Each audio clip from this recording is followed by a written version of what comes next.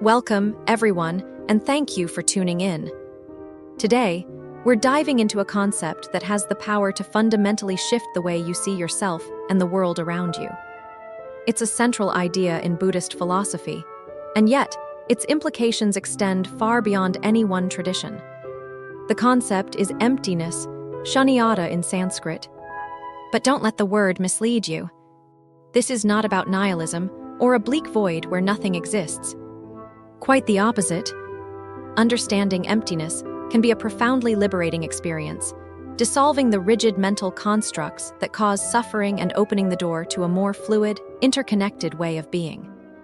To begin this exploration, we turn to the words of the Buddha himself, as recorded in the Sunya Sutta. In this teaching, the Buddha makes a striking declaration: the world is empty of self and anything belonging to self. Now, take a moment to let that sink in. That deep-seated feeling of I, of being a solid, independent entity moving through life, is called into question. Imagine attending a live music performance. You see the musician, the instrument, and you hear the sound. These elements combine to create the experience of music. But if you were to search for some separate, independent thing called music, that exists on its own, you wouldn't find it. The sound arises from the interaction of various causes and conditions. It's not coming from an unchanging source. It's an event, an occurrence, a process. The same applies to our sense of self. We experience thoughts, feelings, sensations, and memories, all of which are constantly arising and fading. We use the label self as a convenient way to organize experience, but when we look closely, there is no solid, independent entity at the core of it all. A useful analogy here is a rainbow. It appears vivid and real, stretching across the sky, yet if you try to touch it or locate its exact position, you'll find that it isn't actually there in any permanent, independent way. It exists only because of specific conditions: sunlight, water droplets in the air, and the position of the observer. The rainbow is empty of inherent existence, and so too is the self. Another way to think about this is through dreams. When dreaming, the version of you inside the dream feels real. You have experiences, thoughts, and emotions. But upon waking, you realize that self was merely a temporary projection of the mind. Likewise, our waking sense of self is a kind of construct, arising from various causes and conditions rather than existing as an independent reality. But the exploration of emptiness doesn't stop there. The Buddhist philosopher Nagarjuna expanded upon these ideas, demonstrating that not only is the self empty, but so too are the objects of our experience. Consider the very podcast you're listening to right now. You might think of it as a distinct, solid entity. But if we break it down, what do we find?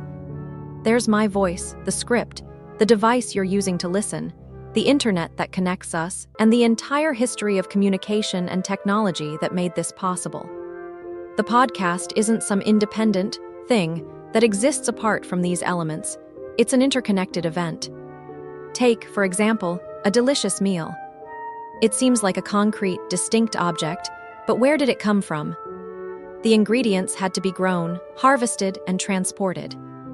A chef had to prepare it, drawing upon cultural traditions, recipes, and personal skill. The existence of that meal depends on economic systems, agriculture, transportation, and countless other conditions. No single part can be pointed to as the meal itself. It, too, is empty of inherent existence. Now, you might be wondering, why does any of this matter? It's because much of our suffering comes from grasping. We cling to a rigid sense of self. We attach to things and people as if they are fixed and permanent, and we resist change. But when we start to see the emptiness of all things, we begin to loosen our grip. We realize that the world is a vast web of interdependence, constantly shifting, with no solid ground to hold on to. And this isn't a reason for despair, it's a path to freedom.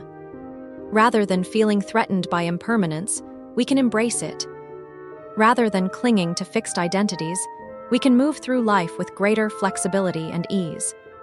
The implications go even deeper. The Yogacara school of Buddhist thought takes this one step further by pointing out that the distinction between subject and object is also an illusion. The perceiver and the perceived arise together, like two sides of the same coin. You cannot have one without the other. In other words, our sense of self and our perception of the external world are not separate realities but co-arising phenomena. This is not just a theory to ponder, but an experience to investigate for yourself.